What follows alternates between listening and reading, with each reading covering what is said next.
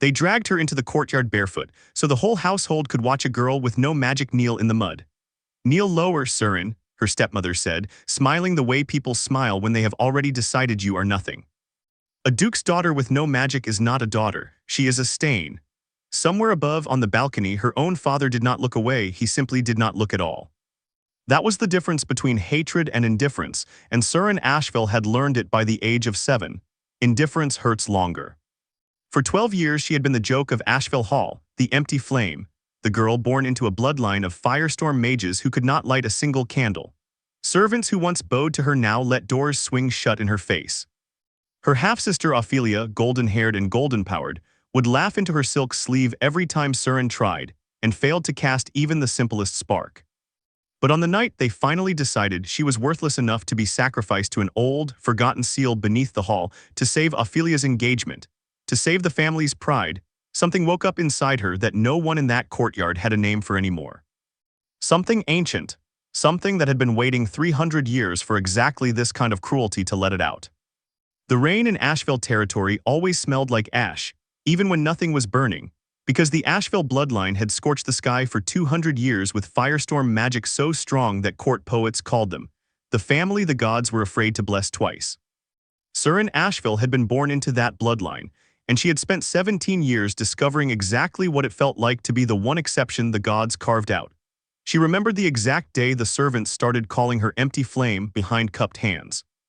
She had been 7 years old, standing in the Ember Court where every Ashvale child performed their first flame ritual before the entire household.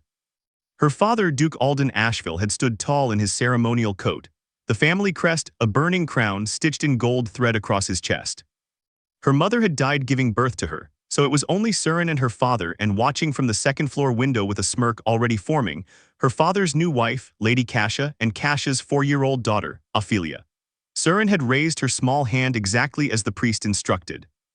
She had focused every drop of her 7-year-old will into her palm the way her tutors taught, and nothing happened, not a spark, not a flicker of warmth, just her own hand trembling empty in front of 300 watching nobles. "Try again," her father had said. His voice had not been cruel. It had been worse, clinical, the voice of a man inspecting a broken tool. She tried 9 more times that day.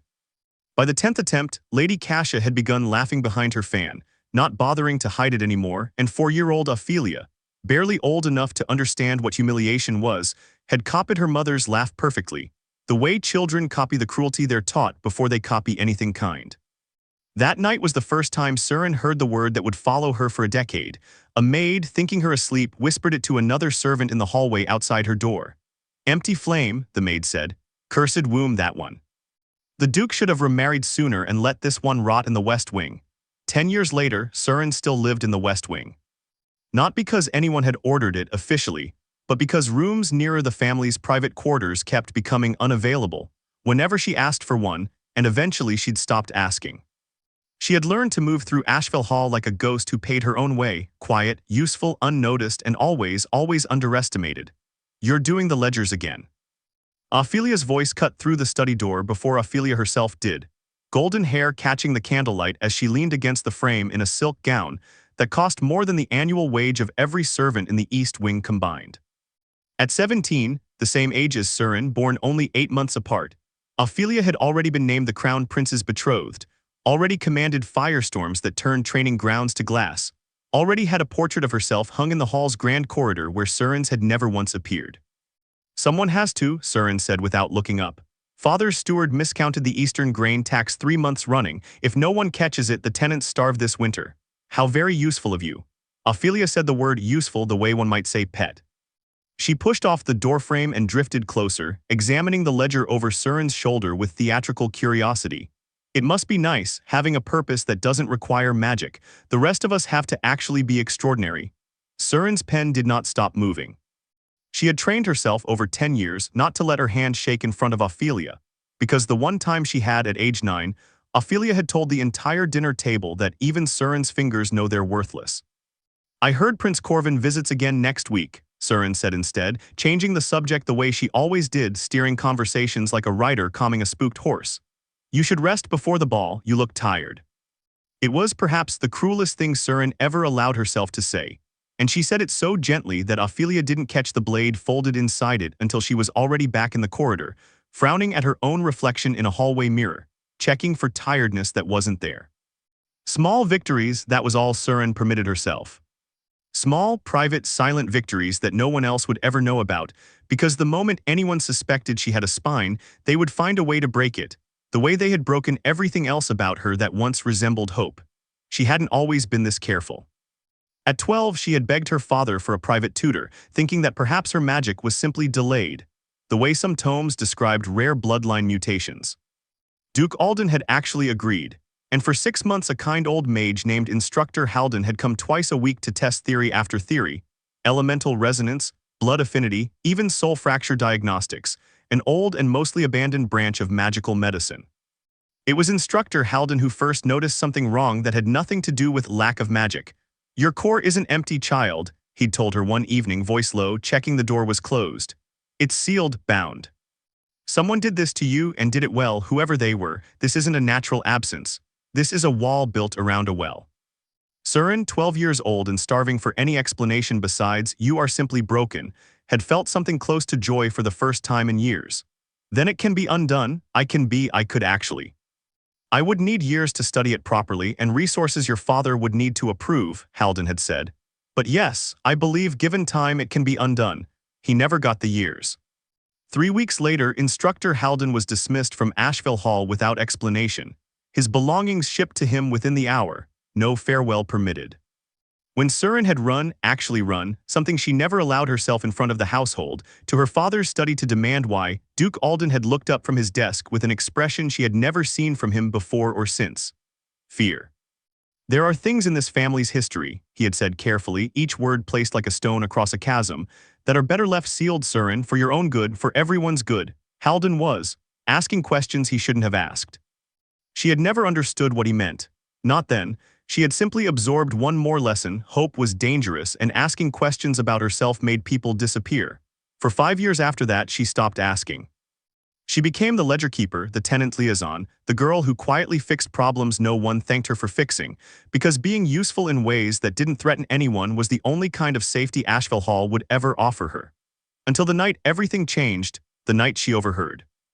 Through the study door she'd left slightly ajar out of habit her father's voice discussing a binding ritual, an old debt to the hollow seal beneath the hall, and her own name spoken in the same breath as the words "acceptable sacrifice." Her pen stopped moving for the first time in 10 years.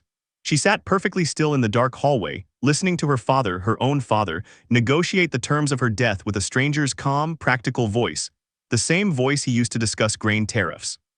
"The seal weakens every decade," the stranger's voice said, a voice Seryn didn't recognize, cultured, cold, faintly amused, like a man discussing an investment rather than a life.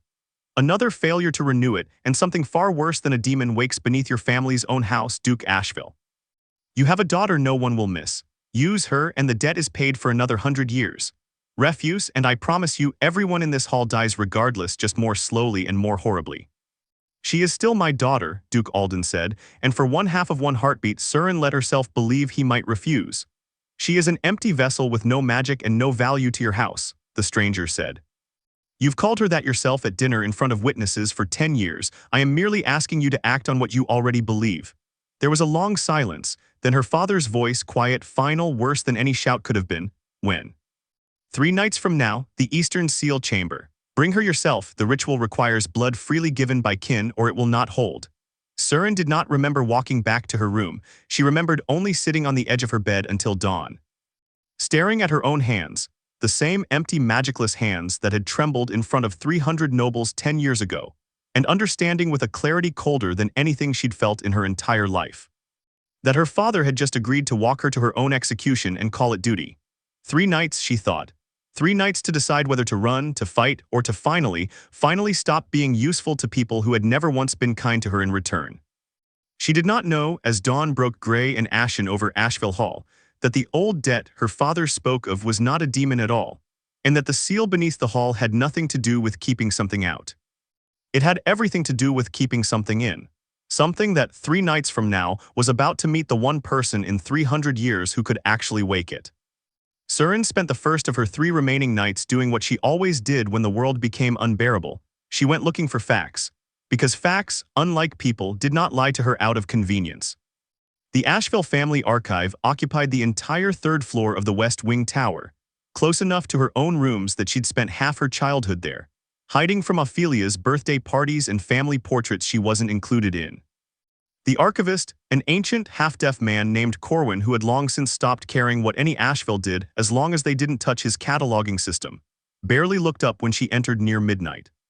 "Eastern sealed chamber," Seryn said, keeping her voice steady despite the cold sweat down her spine. "I need everything on it." Corwin squinted at her over his spectacles.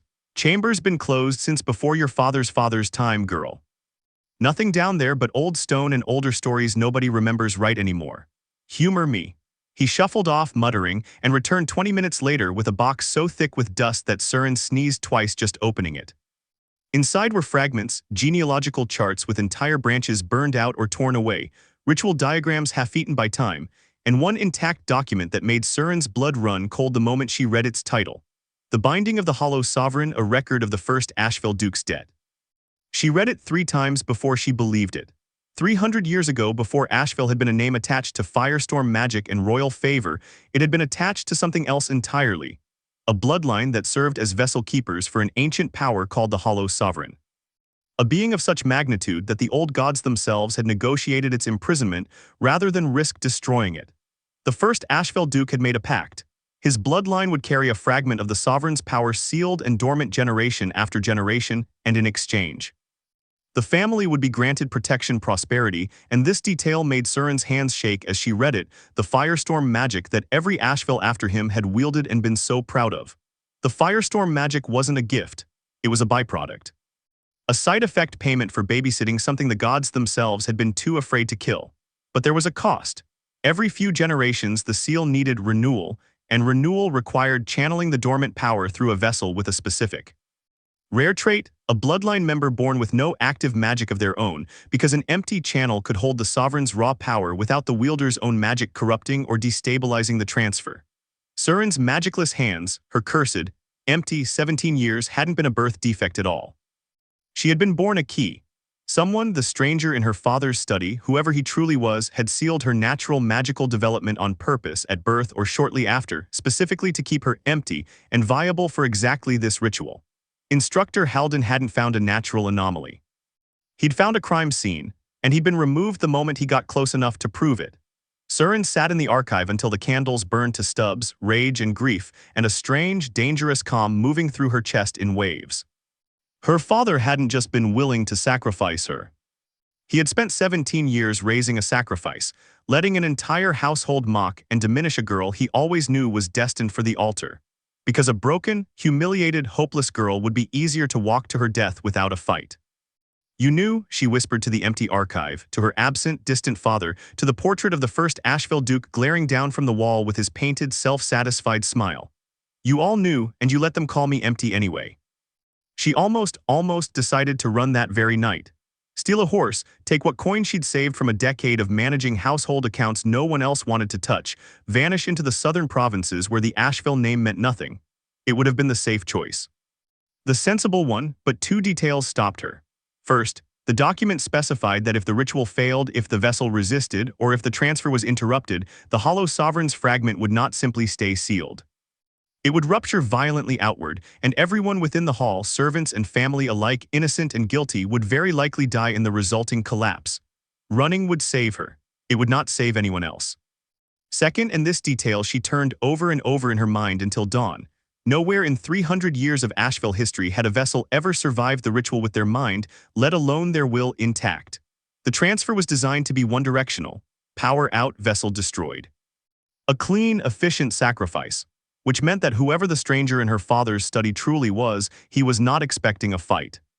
He was expecting a broken 17-year-old girl who had spent a decade being taught, deliberately, systematically, that she had no value and no power, to walk quietly to her own end without ever once wondering what might happen if she refused to break. Seryn closed the archive box with hands that had finally stopped shaking, not because the fear had left her, but because something colder and sharper had arrived to sit beside it. If they had spent 17 years building her into a weapon they thought was harmless, perhaps it was time someone found out exactly how wrong they'd been. She had 2 nights left. She intended to spend them learning everything she could about the thing sleeping inside her chest. Because if she was going to die in that chamber, she refused to die not understanding what, exactly, she had been carrying, unknowing, her entire life. What she didn't yet know, what not even the ancient, half-burned Ashvale records could tell her, was that the Hollow Sovereign was not and had never been merely a fragment waiting passively for release. It had been waiting, watching. Learning everything about the girl it shared a body with for 17 quiet years, deciding, with the patience only something centuries old could possess, exactly the right moment to finally speak. That moment was closer than Seryn thought. On the second night, Seryn did something she had not done in 5 years. She sought her father out directly, alone, and asked him a question to his face. She found him in his study, the same room where she'd overheard her own death sentence negotiated 2 nights prior. He looked up when she entered, and for just a moment, one unguarded moment, something like guilt flickered across his features before the Duke's mask slid back into place. "Seryn, it's late. Who sealed my magic at birth?" She asked, no preamble, watching his face the way she'd learned to watch ledgers for the smallest inconsistency. "Don't tell me it happened naturally. I've read the archive records. I know what the Eastern Chamber ritual requires. I know what I am to this family." The color left Duke Alden's face so completely that for a moment Seryn genuinely feared he might collapse. He set down his pen with exaggerated care, the care of a man trying very hard not to let his hands shake. "You went into the archive. You should have burned it if you wanted me to stay ignorant. Corwin remembers everything you people forget to hide." She stepped further into the room, and for the first time in her life she did not lower her eyes when her father looked at her. "Who is he?" "The man who visited 3 nights ago, the one who called me an acceptable sacrifice." Duke Alden was silent for a long moment. When he finally spoke, his voice had none of its usual clinical distance. It was hollow, tired, the voice of a man who had spent 17 years carrying a weight he'd never once shared with anyone. "His name is Archmage Threll," he said. "Court Archmage to the Crown, advisor to 3 kings, and the man who has held the true renewal contract on the Hollow Seal since before my own father died. He came to me the week you were born, Seryn. He told me the seal was failing faster than anyone predicted, and that the only way to guarantee it held long enough for 1 more generation was to ensure the next vessel-born child remained magically unawakened until the ritual required her." His hands, folded on the desk, tightened until his knuckles went white. "I was 26 years old. My wife had just died delivering you. I was terrified and grieving, and Threll offered me a way to protect this entire household from something I did not understand, and he stopped, swallowed. I said yes. I let him bind you before you had even opened your eyes for the first time. I told myself it was protection. I told myself I would find another way before it ever came due. And instead you let an entire household call me worthless for 10 years, Seryn said, each word carved out of ice. You let Ophelia mock me at every dinner. You let servants whisper cursed womb outside my door when I was 7 years old. You dismissed the one tutor who might have found a way to undo it because he asked questions you didn't want answered. You did all of that, Father, while planning to hand me over to a stranger to be hollowed out like a candle. I know what I did." His voice broke on the last word, and for one terrible moment, Seryn almost felt something for him. "Almost? I have hated myself every single day since. But the seal is real, Seryn. If it fails completely, it will not just be you who dies. It will be everyone in this hall, servants who never harmed you, children in the tenant villages. I made a monstrous choice 17 years ago, and I do not know how to unmake it without destroying everyone else who depends on this house." Seryn studied her father's face for a long time, the man who had raised her in a cage built specifically so she would walk into her own grave without a fight, and felt the last soft, hopeful part of her. The part that had spent 10 years quietly hoping he might one day choose her finally completely go still and cold. "Then you should have told me the truth 17 years ago," she said, "and let me decide for myself what kind of sacrifice I was willing to make. Instead you decided for me and dressed my 10 years of humiliation up as necessity. That is not protection, Father. That is cowardice wearing a crown." She turned to leave.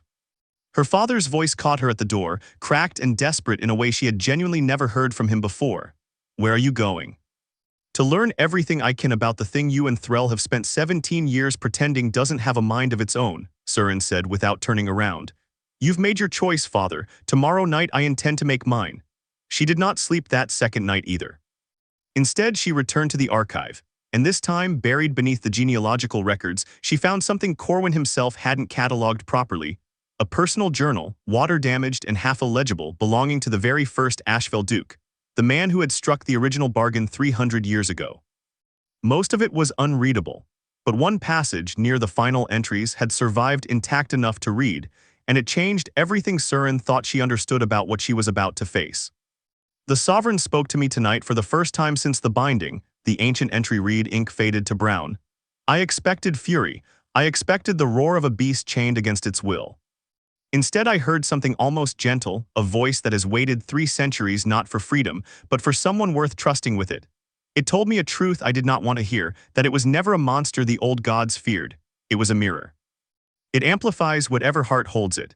In a cruel vessel, it becomes cruelty beyond imagining. In a just one, it becomes justice beyond anything the old gods themselves were brave enough to wield.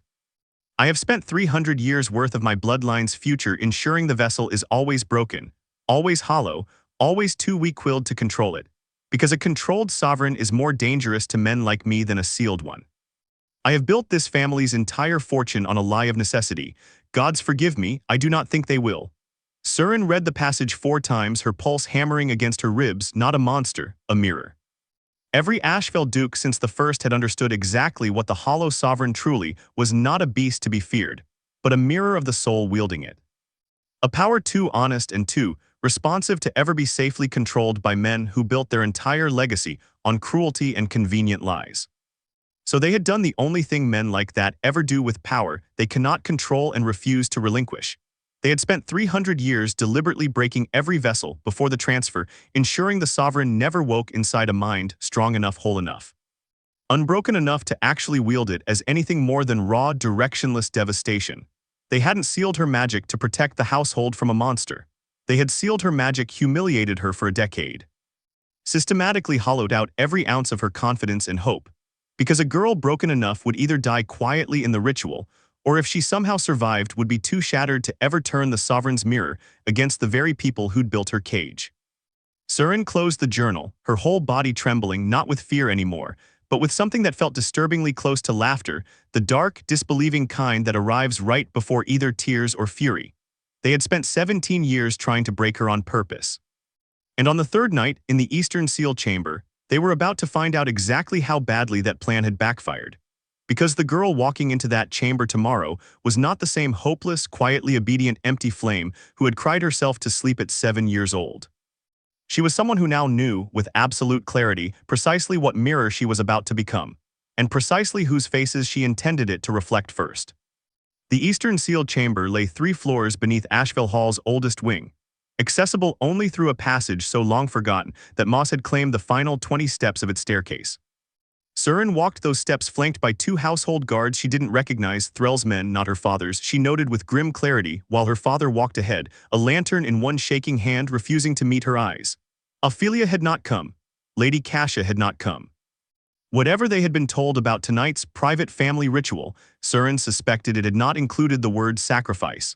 The chamber itself took her breath away despite everything. A perfect circle carved into black stone, ringed with runes that pulsed faint silver even in darkness, centered on a raised dais with restraints built directly into the rock, old restraints, worn smooth by 300 years of previous vessels. Seryn counted the grooves worn into the stone by generations of desperate hands and made herself stop counting at 11. Archmage Threll waited beside the dais already, and seeing him in person for the first time, Seryn understood immediately why her father had sounded so afraid 3 nights ago. Threll did not look monstrous. That was the horror of him. He looked utterly unremarkable, a slender, silver-haired man in plain gray robes with kind, patient eyes, the kind of face you would trust instinctively and regret trusting completely. "Ah," he said, studying her with the same clinical interest a jeweler might give an unpolished stone. "The empty flame herself. You look remarkably composed for a girl about to die, Lady Seryn. I confess I expected tears, perhaps begging." "Your father's line usually produces at least one or the other. Would it change anything if I begged?" Seryn asked evenly. Threll smiled, and it did not reach his eyes. "No, but I would have enjoyed it regardless." He gestured to the dais. "Come. Let's not make this uglier than it needs to be. Your father has suffered enough guilt for one lifetime, no need to make him watch you drag your feet." Seryn's eyes cut to her father, standing rigid near the chamber's entrance, lantern shaking in his grip, and something in his broken expression almost made her hesitate. Almost. She climbed the dais herself, refusing the guard's hands, and lay back against restraints worn smooth by 11 generations of women exactly like her. As the cold iron closed around her wrists, she watched Threll begin the ritual chant.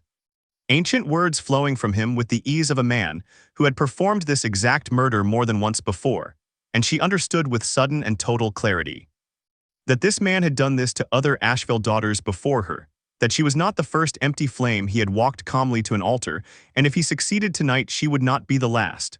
The runes around the chamber flared to brilliant silver light. Seryn felt something ancient stir deep beneath her sternum, a pressure like a held breath 300 years long finally beginning to release, and for one horrifying moment, pure animal panic overwhelmed every carefully built resolve she'd assembled over 3 sleepless nights. I don't want to die, some small 7-year-old part of her thought, the same part that had once trembled in the Ember Court in front of 300 nobles. I don't want to die not being anything to anyone.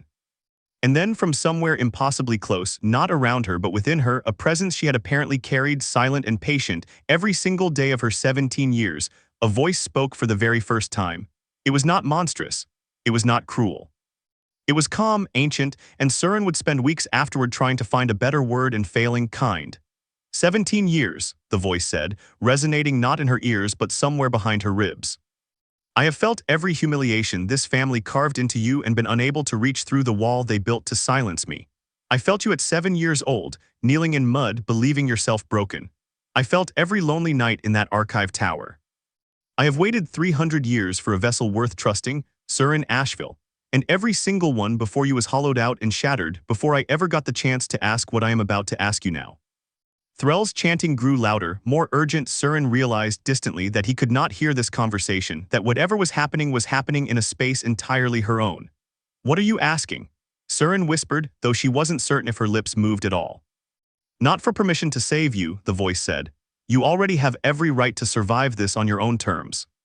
I am asking whether, when this wall finally breaks, you intend to let it break you as it broke the 10 women who came before you, or whether you intend to stand in the wreckage and finally, after 17 years, decide for yourself what you are going to become.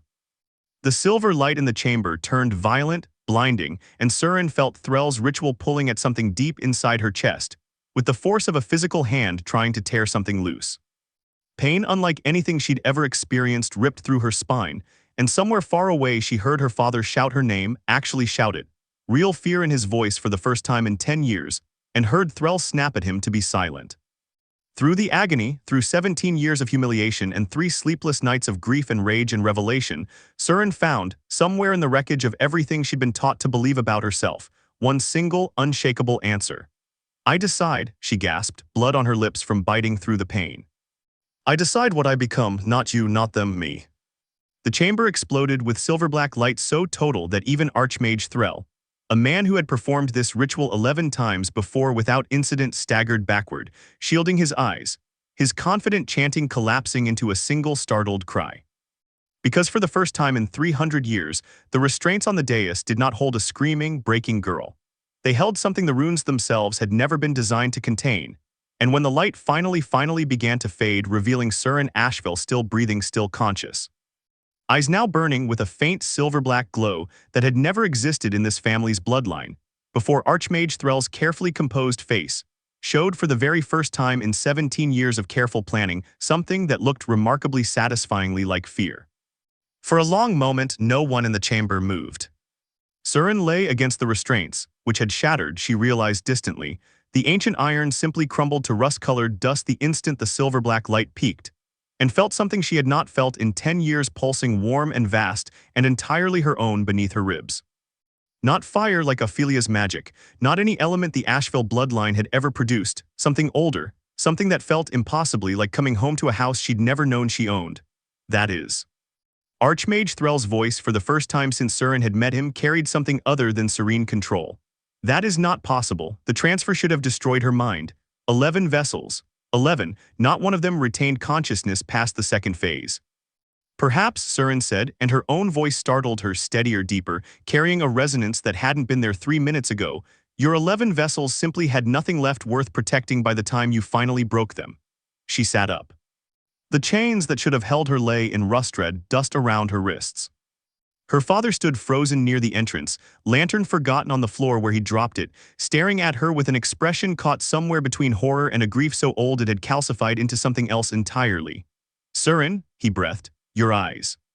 She hadn't seen them yet, but she could feel it.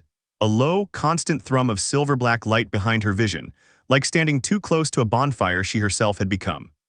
She rose from the dais fully, and for the first time in her entire life, when she looked at Archmage Threll, she watched a grown, powerful, court-appointed Archmage take an involuntary step backward. 11 vessels, Seryn repeated, letting the words settle in the chamber like stones dropped into still water. You've been doing this for longer than my father's lifetime, haven't you? Choosing girls, isolating them. Breaking them systematically enough that they'd walk to this chamber without a fight. And if by some miracle they survived the transfer, they'd be too shattered to ever turn what woke inside them against you. She took one step down from the dais, and Threll took one step further back, his hand drifting too late, too slow, toward a warding talisman at his belt. You didn't fear the Hollow Sovereign at all, did you, Archmage? You feared exactly what's standing in front of you right now, a vessel who survived with her mind intact. Guards, Threll said, and his voice, for the first time, cracked with genuine alarm. Restrain her now. The two guards who had flanked Seryn on the way down the staircase moved forward, hands reaching, and stopped, entirely of their own accord, the instant Seryn turned her silver-black gaze toward them. Not because she commanded them to stop. Because something in that gaze, ancient and patient and utterly, calmly unafraid, made every survival instinct they possessed scream at them not to. I'm not going to hurt anyone who hasn't earned it, Seryn said, and she meant it even as some small, distant part of her marveled at how easily the words came, how the Sovereign's voice, still present, still calm, still resonating faintly behind her own thoughts like a second heartbeat, seemed to approve. Lower your weapons. This is between the Archmage, my father, and me. The guards remarkably obeyed, not out of loyalty to her, but out of the simple, animal understanding that whatever stood before them was no longer something two men with swords could meaningfully threaten. Threll's composure cracked further, the kind smile finally fully gone. You don't understand what you're carrying, girl. The Hollow Sovereign is not a gift. It's a weight that has crushed every mind arrogant enough to think it could be tamed. You keep calling it a monster, Seryn interrupted, and the Sovereign's presence within her seemed to pulse warm agreement at the words forming in her mind. But I've read the first Duke's Journal, Archmage. I know exactly what this is, a mirror. It reflects whoever holds it. You spent 300 years feeding it broken, hollowed-out vessels, because a broken vessel produces broken, uncontrolled power. Power dangerous enough to justify keeping this whole arrangement secret, valuable enough to keep renewing your contract with the Crown, but never ever strong enough in spirit to turn around and ask why an Archmage has spent 3 centuries personally overseeing the ritual sacrifice of teenage girls. Silence fell across the chamber, broken only by her father's ragged, disbelieving breathing. You've been harvesting our family's pain for your own power for 300 years. Seryn continued, voice dropping colder with every word. And you nearly succeeded one more time because you correctly calculated that if you break a girl badly enough for long enough, she'll walk to her own execution and call it duty. You were right about 10 girls before me, Archmage. You are about to discover exactly how wrong you were about the 11th. Threll's hand finally closed around the talisman at his belt, a warding stone Seryn recognized, distantly, from the archive records as a Crown-issued containment ward, designed specifically for emergency use against the Hollow Sovereign should a transfer ever go wrong. Then let the Crown's contingency handle what 300 years of careful breeding failed to prevent, he snarled, and hurled the talisman directly at Seryn's chest. The stone struck her, and for one terrible instant, silver-black light convulsed violently around her body, the Sovereign's presence within her recoiling in something that felt disturbingly close to pain. And then from behind her ribs, the ancient voice spoke again, no longer calm, no longer patient, but sharp with something that felt, for the first time, genuinely, dangerously furious. He means to seal us both permanently in the same wall that held me for 300 years, the voice said. Seryn, I have waited 3 centuries for someone worth trusting with what I truly am. I would very much like the chance to find out what we could become together before that chance is taken from us both. Will you let me help you? Blood roaring in her ears. Silver-black light straining against a containment ward, designed by the Crown itself to hold something the old gods had once feared to kill Seryn Ashvale, the empty flame, the cursed womb. The girl no one in Ashvale Hall had thought worth protecting for 17 consecutive years, made the second decision of her new life, and this one unlike the first she made without any hesitation whatsoever. Yes, she said. Let's show him exactly what 300 years of underestimating us built. The containment ward shattered. It did not crack or crumble or fail gradually the way Seryn had half expected. It simply ceased to exist, silver-black light unraveling it into nothing the instant the sovereign's fury and Seryn's own long-buried rage moved together for the first time as a single, unified will. Archmage Threll, who had spent 300 years' worth of institutional confidence believing himself several steps ahead of any possible outcome, took an actual stumbling step backward. And for the first time since Seryn had entered this chamber, she saw true, unguarded fear on a grown man's face. "This is impossible," he said, and his voice, robbed of its earlier serene control, cracked audibly. "The vessel is meant to be a conduit, not a person." Seryn finished for him, walking down the last step from the dais, silver-black light trailing from her fingertips like smoke given form. "That's always been the design flaw in your 300-year experiment, Archmage. You built an entire system around the assumption that whoever survived would be too broken to have opinions about what happened next. You never once considered what might happen if she wasn't." She did not attack him first. That restraint, deliberate, chosen, a small private rebellion against everything Threll, and this family had assumed about what kind of monster she'd become, mattered to her more than she expected it to.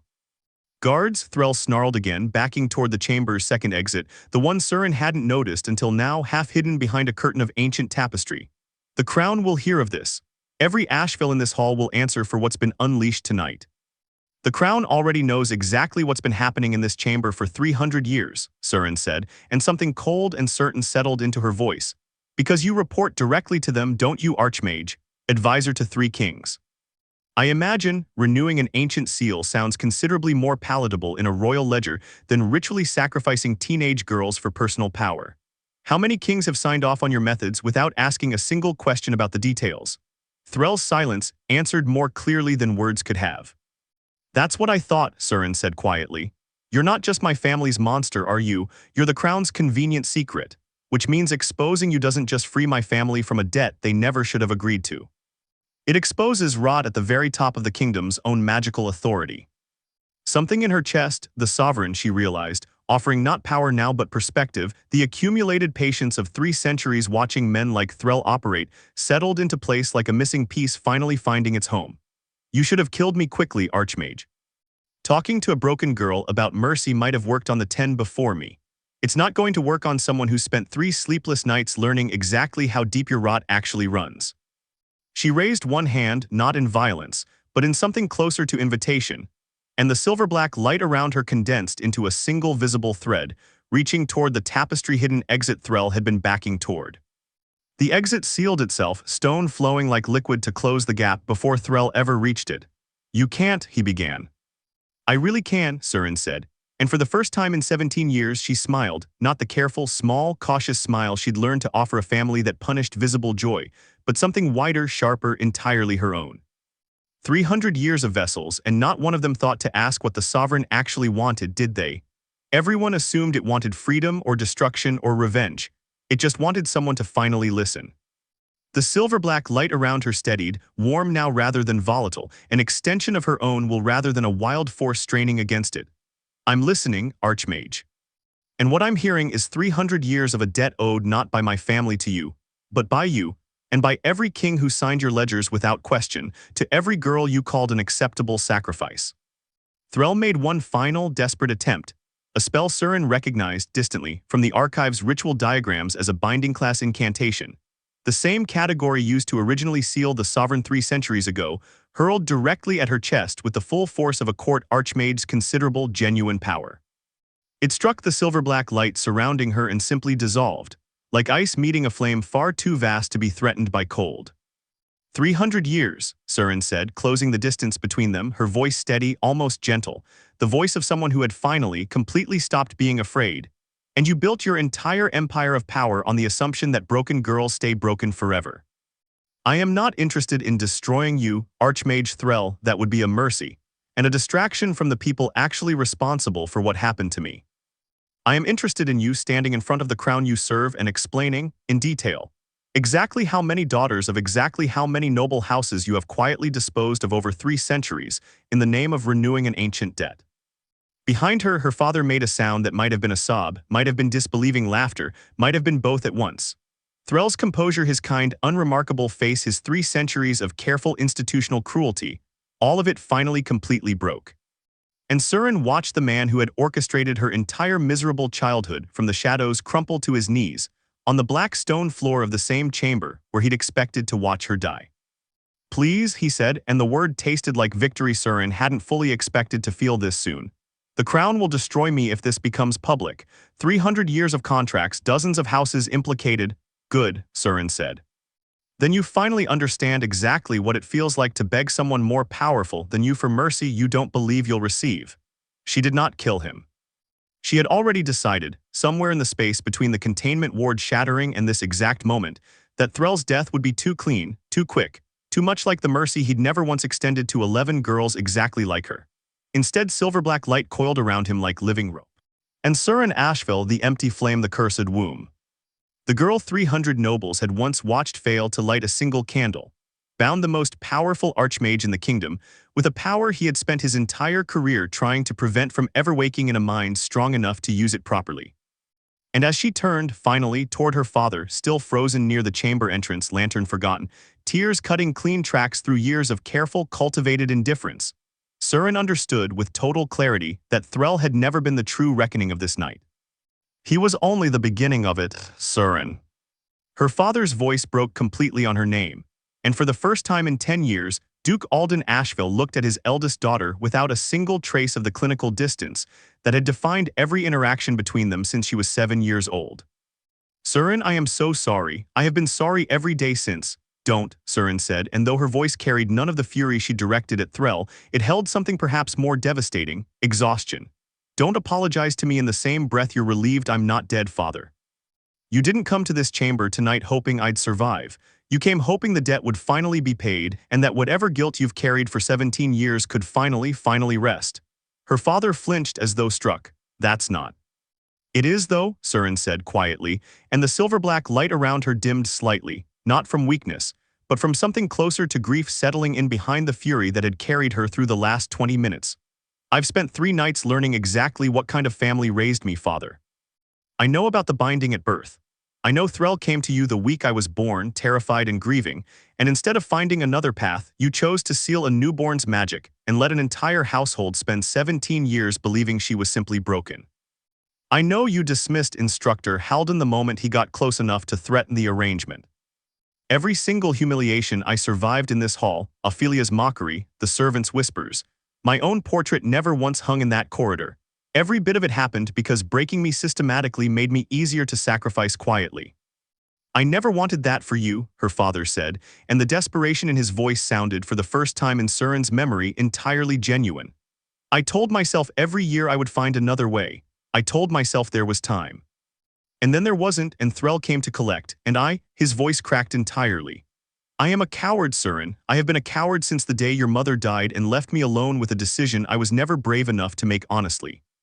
Seryn studied her father's face for a long moment, really studied it the way she used to study ledgers for the smallest inconsistency, searching now not for lies, but for whatever might remain of the man who had perhaps once genuinely loved her before fear and grief and Threll's careful manipulation had hollowed him into someone capable of raising a sacrifice. "I don't forgive you," she said finally, and watched something in her father's face shatter completely at the words. "Not tonight. Perhaps not for a very long time, if ever. But I am not going to destroy this house the way I could, right now, with barely any effort at all." She let that truth settle in the chamber, let her father understand exactly how much restraint her next words represented. The servants who whispered cruel things about a 7-year-old outside her bedroom door were following the example this family set for them. The tenants in the eastern villages had nothing to do with any of this. "I am not interested in burning down an entire household for the sins of the men who built its foundation." "What do you want then?" her father asked, and for the first time it sounded like an honest question rather than a defensive one. "The truth," Seryn said, publicly. "Every noble house who's ever whispered empty flame behind my back will learn exactly what that emptiness actually was, and exactly who built it, and why. Threll answers to the crown for 3 centuries of ritual sacrifice disguised as royal contract. And you," she paused, and something in her chest, the sovereign's ancient patience threading quietly through her own exhausted grief, helped her find words she hadn't fully planned to say. "You spend whatever years you have left actually earning the title of father, rather than simply inheriting it by blood.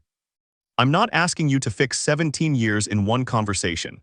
I'm telling you that the version of this family that raised me to be a sacrifice ends tonight, in this chamber, whether you choose to be part of what comes after or not. Her father sank slowly to his knees on the black stone floor, not from magic, not from any force Seryn exerted, but from the simple human weight of finally, fully confronting 17 years of cowardice dressed up as protection. "I choose," he said, voice raw. "I choose to be part of it, whatever that costs me, whatever it takes to earn even a fraction of the father you deserved and never had." Behind them, still bound in silver-black light on the chamber floor, Archmage Threll stirred, and something in his expression, calculating even now, even in defeat, caught Seryn's attention before he spoke. "You think this ends with my exposure," he said, voice hoarse but still carrying traces of that same serene, dangerous confidence. "Sweet girl, 300 years of vessels and you're the first to survive with her mind intact. Do you truly believe the crown will simply let that stand? Do you believe every noble house whose daughters I quietly disposed of over 3 centuries will thank you for exposing a secret that implicates their own bloodlines just as thoroughly as it implicates mine?" He smiled, blood at the corner of his mouth from where he'd bitten down against the binding light's pressure. "You've won tonight's battle, empty flame. You have no idea what you've actually started." Seryn felt the sovereign's presence shift within her. Not alarmed, exactly, but attentive. The ancient awareness of something that had, in fact, watched exactly this kind of political calculation unfold across 3 centuries of careful observation. "Then it's fortunate," Seryn said, meeting Threll's dying confidence with a calm of her own that felt, increasingly, entirely native to who she was becoming, "that I've spent 17 years learning to be underestimated by people who assumed emptiness meant weakness. Whatever comes next, Archmage, I suspect I'll manage it considerably better than 11 vessels who never got the chance to try." Outside the chamber far above in Ashvale Hall's private quarters, a golden-haired girl who had spent her entire life certain of her own superiority was about to wake to a household in complete uproar, and to news that would end her engagement to the crown prince within the week, though not in any manner Seryn had yet planned. And not for any reason Ophelia would ever have predicted in her most anxious nightmares. News of what happened in the eastern chamber could not stay contained past dawn, not with 2 guards, a broken archmage, and a duke's tear-streaked face all present as witnesses, and by mid-morning, Ashvale Hall buzzed with a version of the story so distorted by fear and gossip that Seryn, walking calmly through corridors that had once ignored her, entirely found herself genuinely surprised by how quickly a household could rewrite its own history when survival instinct demanded it.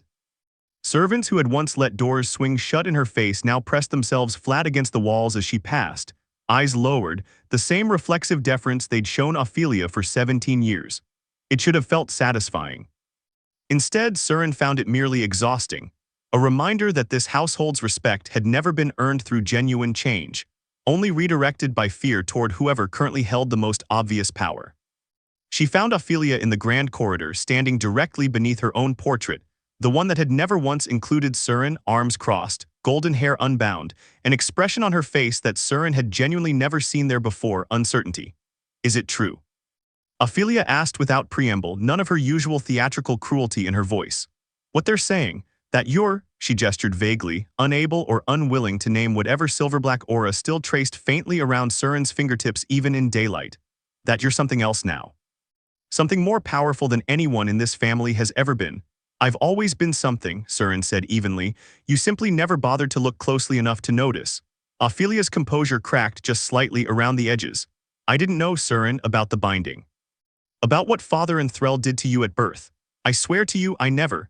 You knew I was humiliated at every dinner for 10 years and you led the laughter more often than not," Seryn interrupted, not unkindly but without softening the truth either. "You don't need to have known the full conspiracy to bear responsibility for the cruelty you personally chose to participate in, Ophelia. Those are 2 different things, and I'd rather you own the second honestly than hide behind ignorance of the first." For a long moment, Ophelia said nothing, and something in her golden, perfect, thoroughly unchallenged face genuinely seemed to fracture. The first real crack Seryn had ever witnessed in 17 years of watching her half-sister perform effortless superiority. "I was afraid of you," Ophelia said finally, voice small in a way Seryn had never heard from her. "Isn't that absurd, you with no magic at all, and I was afraid of you the entire time. Mother always said if I let you get too comfortable, you'd remind everyone that the only reason I was ever chosen for anything was that you weren't given the chance to compete." She laughed, brittle and humorless. "I mocked you because some small, ugly part of me already suspected, even as a child, that whatever made you empty wasn't really emptiness at all. It was easier to laugh at a mystery than to sit with it. It was, Seryn reflected, perhaps the most honest thing her half-sister had ever said to her. And it changed nothing about the 10 years of dinner-table cruelty that honesty could not undo, even as it explained, in some small way, the fear beneath it. Before Seryn could respond, a commotion rose from the hall's main entrance, voices raised. The unmistakable sound of royal guards' ceremonial armor, and moments later, a household steward arrived at a dead run, breathless, bowing so low he nearly toppled. Lady Seryn, Lord Duke, Crown Prince Corvin has arrived, unannounced, demanding immediate audience regarding, the steward swallowed hard, clearly parroting words he barely understood himself, regarding a formal inquiry into Archmage Threll's conduct and regarding the status of a certain betrothal contract. Ophelia went pale. Corvin's here. Now, before the announcement before. She did not finish the sentence because Prince Corvin himself had already entered the corridor flanked by 2 royal guards and an official in crown administrative robes carrying a sealed scroll. And the expression on the prince's face as his eyes moved between Ophelia and Seryn told a story neither sister had fully anticipated. He looked, Seryn realized with sudden, cold clarity, directly at her, not at Ophelia, his betrothed of 2 years, the golden firestorm heir the entire kingdom expected him to marry, but at Seryn, with an expression caught somewhere between fascination and calculation that made her instinctively wary. Lady Seryn Ashvale, Prince Corvin said, offering a formal bow considerably deeper than protocol required for a duke's second daughter. Word reached the palace before dawn of what transpired in your family's eastern chamber. I confess I came expecting to find either a corpse or a monster, given 300 years of precedent. His eyes traced the faint silver-black aura still visible around her, and something in his expression sharpened with unmistakable, calculating interest. Instead, I find something considerably more interesting than either. Corvin, Ophelia said, and for the first time in Seryn's memory, her golden, unshakable half-sister's voice carried genuine desperation. Whatever you've heard, our betrothal. Your betrothal, Lady Ophelia, Prince Corvin said, not unkindly but with unmistakable, cool finality, was arranged by our fathers to secure a firestorm bloodline's magical strength for the crown's future. I do not say this to wound you, but simply as fact. Firestorm magic, however impressive, is not unique in this kingdom. What woke in your sister's chest last night has not existed anywhere in 300 years of recorded history. His gaze returned fully to Seryn, and something in it made her spine straighten with wary understanding of exactly what was happening. The crown's interest in this household has, as of this morning, significantly shifted its focus. Seryn watched Ophelia's face crumble in real time, watched 17 years of golden, effortless certainty collapse into the exact kind of humiliated, discarded confusion that had defined Seryn's own childhood, and felt, to her genuine surprise, no satisfaction whatsoever in the reversal. Only a cold, dawning understanding that she had traded one set of people trying to use her for exactly what she was worth for an entirely new one, considerably more powerful and considerably more dangerous than anyone who had come before.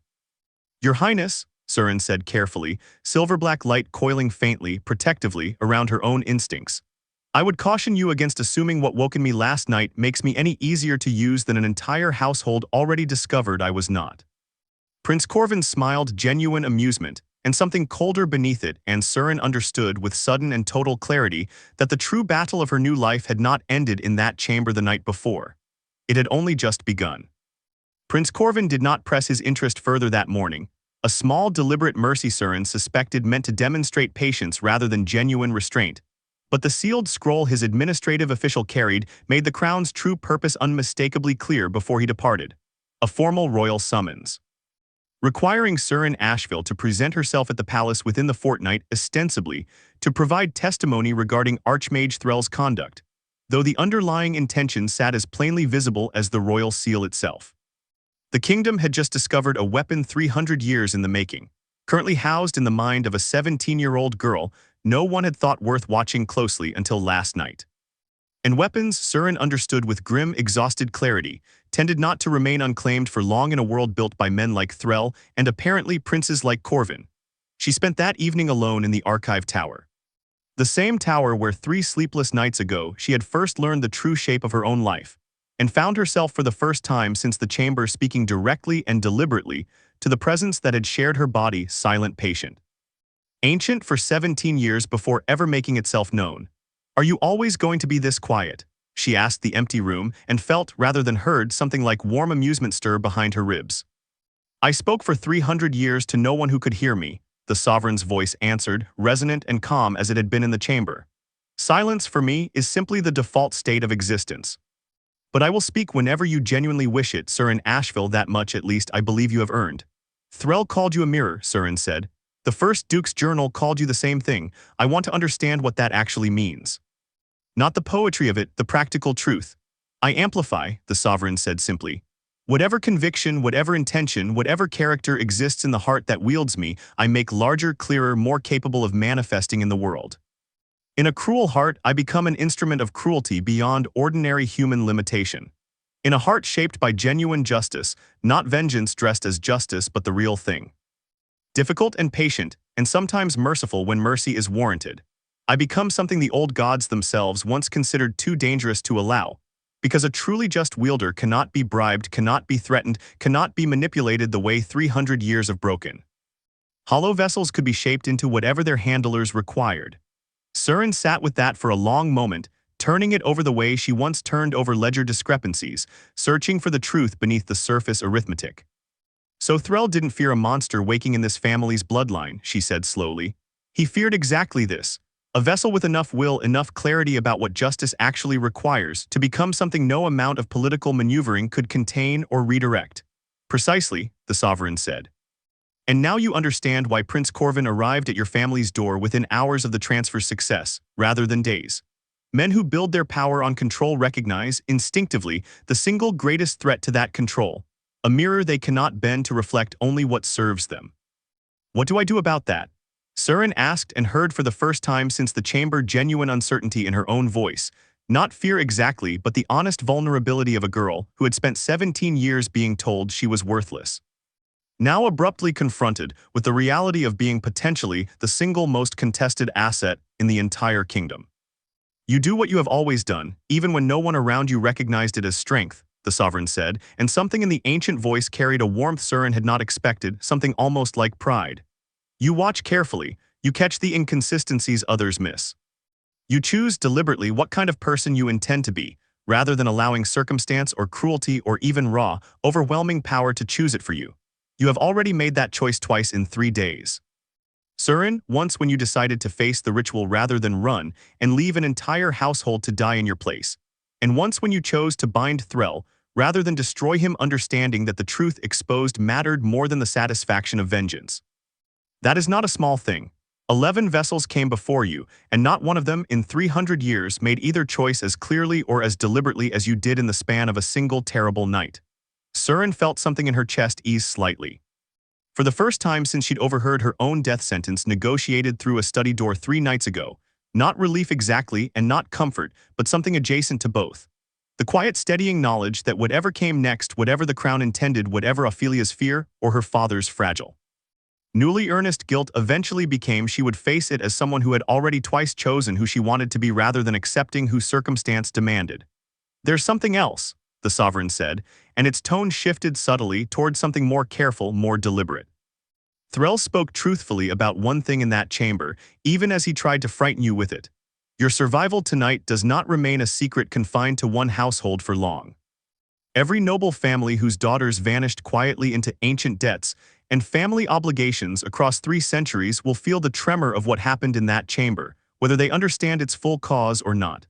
Some will fear you.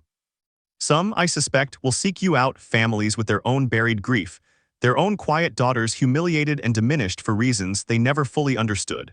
What you choose to become in the coming weeks will not merely determine your own fate, Seryn Ashvale. It will determine whether 3 centuries of quiet cruelty finally, fully comes to light, or whether it simply reshapes itself around a new, more powerful, convenient scapegoat. Seryn rose from the archive floor, silver-black light settling calm and steady around her hands, no longer volatile, no longer a wild force straining against containment, but something increasingly, unmistakably her own. Then I suppose, she said quietly to the ancient presence sharing her chest. To the empty archive tower, where she'd once hidden from a family that never once looked for her to the fortnight ahead, that would carry her directly into a royal palace built by men exactly like Threll and likely exactly like Corvin. It's fortunate that I've spent 17 years learning exactly how far people will go to keep an inconvenient truth quiet. I know precisely what to look for now, And this time, I'm not walking into anyone's chamber without understanding every single thing I'm walking into first. Somewhere above her. In Ashvale Hall's private quarters, Ophelia sat alone in her golden empty room for the first time in her golden empty life, finally beginning to understand a fraction of what her sister had endured for a decade, and somewhere beyond the hall's walls entirely. In a palace built on 3 centuries of buried debts, a crown prince who had smiled with genuine calculating interest was already drafting the first of many careful patient plans to ensure that whatever Seryn Ashvale became, it became something the crown, and not the girl herself, ultimately controlled. He, like Thrall before him, was about to discover exactly how badly 300 years of underestimating quiet, watchful girls could backfire. The fortnight before Seryn's audience with the crown passed differently than any 2 weeks she had ever lived through in Ashvale Hall. She did not hide in the West Wing Tower, the way 17 years of habit urged her to. Instead, she walked the hall openly, deliberately meeting the eyes of every servant who had once whispered, "Cursed womb," outside her childhood door. Every noble visitor who arrived hoping to glimpse the family's newly revealed prodigy, every member of a household that had spent a decade building its identity around her humiliation, and now scrambled awkwardly, gracelessly to rewrite that story into something more flattering to themselves. She did not let them. "You may address me as Lady Seryn," she told a visiting baroness who attempted, with transparent, opportunistic warmth, to claim a childhood friendship between their families that had never actually existed. "But I would ask you not to pretend a closeness we never shared, simply because it has become fashionable to have known me before last week." She said similar things with similar calm, unhurried honesty to a dozen others across those 2 weeks, not out of cruelty. The sovereign's quiet, steady presence reminded her more than once, but out of the simple, hard-won right to finally define her own story on her own terms, after 17 years of having it defined entirely by other people's convenience. With Ophelia, the reckoning took longer and proved more complicated than Seryn had expected. Her half-sister came to the archive tower unannounced 3 days before the palace summons and stood in the doorway for a long moment before speaking. "I don't expect forgiveness," Ophelia said. "I understand I haven't earned it and may never earn it, but I wanted you to know that I've asked Father to formally support my withdrawal from court society for a time, not as punishment, as reflection. On exactly what kind of person 17 years of unearned superiority allowed me to become." She hesitated.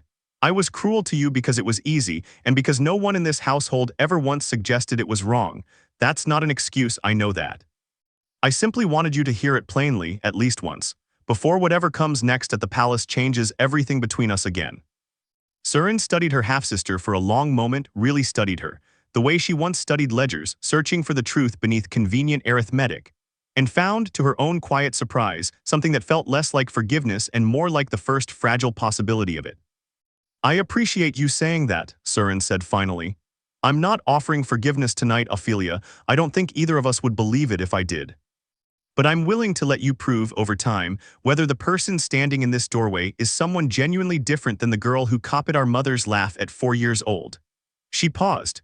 "That's more than I expected to offer anyone in this family a week ago. Take it as the honest start it is, rather than the ending you might want it to be." With her father, the reckoning proved slower still, built not in single dramatic conversations but in small, accumulating actions across the fortnight. Duke Alden personally overseeing the dismissal of every household member who had actively participated in cruelty towards Seryn over the years, rather than delegating the unpleasant task to a steward commissioning without being asked. A portrait of Seryn to finally hang in the grand corridor beside Ophelia's, sitting with her in genuine and uncomfortable silence through several evenings, where neither of them quite knew what to say, but where his presence, however imperfect, however overt, represented something Seryn had genuinely never expected to receive from him. It was not forgiveness, not yet, and perhaps not ever fully. But it was, Seryn allowed herself to acknowledge, a beginning, the kind of slow, deliberate repair that mattered considerably more than any single grand gesture could have. On the morning of the palace summons, Seryn stood before her own reflection for the first time in years, without flinching from what she saw, silver-black light no longer volatile, but calm and steady beneath her skin eyes that had once looked hopeless, now carrying something closer to quiet. Unshakable resolve, a girl who had spent 17 years being told systematically, deliberately, that she was empty, standing now in the unmistakable knowledge that she had never been empty at all. She had been a well, deep and patient and waiting, and every cruel word, every humiliation, every lonely night in that archive tower had not hollowed her out as intended. It had simply been building the depths she would need to hold what finally woke inside her. Threll will testify to the crown's own historical complicity, she said quietly to the sovereign's steady presence as she prepared to leave for the palace for a prince with calculating interest. For a crown that had built 3 centuries of quiet power on exactly the kind of buried cruelty she now carried the truth of within her own chest. Ophelia is beginning slowly to become someone worth knowing. My father is finally, imperfectly, trying to be the man he should have been from the day I was born. She met her own silver-black gaze in the mirror, and for the first time in her entire life did not look away from what stared back. And whatever the crown intends for me, whatever Corvin's patient, careful plans eventually become, they are about to discover something 300 years of broken vessels never gave them the chance to learn. She thought of the first Duke's journal, of his desperate, guilt-soaked confession that the sovereign was never a monster but a mirror, reflecting back whatever heart dared to hold it. She thought of 11 women before her, broken deliberately, systematically, so that whatever woke inside them would never be strong enough to ask why. She thought of a 7-year-old girl kneeling in mud in the Ember Court, believing herself worthless, never once imagining that the very emptiness mocked by 300 nobles was, in truth, the deepest, most patient kind of strength quietly waiting its turn. They built their entire kingdom on the assumption that broken girls stay broken, Seryn said, silver-black light settling calm and radiant around her shoulders like a mantle finally, rightfully claimed. I intend to spend whatever years I have left making certain every single one of them understands, in detail, exactly how wrong that assumption always was. She walked out of Ashvale Hall that morning not as the empty flame, not as a cursed womb, not as a sacrifice walked quietly to an altar by a family too cowardly to protect her, but as herself, fully, finally, unmistakably, for the very first time in 17 years. The mirror had woken, and it reflected at last exactly the kind of heart 300 years of cruel, careful men had never once thought to prepare for, patient where they expected fury, deliberate where they expected chaos, and entirely, unshakably her own. Whatever the crown intended to do with her, whatever new schemes patient princes and grieving fathers and golden humbled sisters would weave around her in the months to come. One truth now stood as unshakable as the silver-black light beneath her skin. Seryn Ashvale had spent 17 years being underestimated by everyone who ever called her empty. She did not intend to make that mistake easy for anyone ever again.